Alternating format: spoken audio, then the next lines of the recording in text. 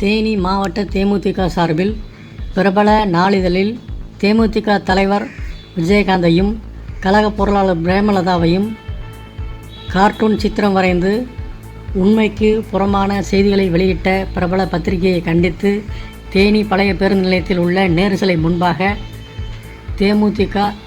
தேனி மாவட்ட செயலாளர் கிருஷ்ணமூர்த்தி தலைமையில் பிரபல நாளிதழை கிழித்தும் எரித்தும் கண்டன கோஷங்களிட்டும்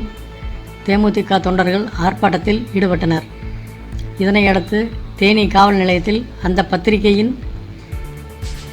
ஆசிரியர் மற்றும் படம் வரைந்த கார்ட்டூனிஸ்ட் ஆகியோர் மீதும் கைது செய்ய கோரி புகார் மனு அளிக்கப்பட்டது.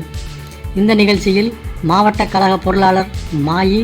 தேனி ஒன்றிய செயலாளர் சீனிவாசன், நகர பொருளாளர் முருகராஜா,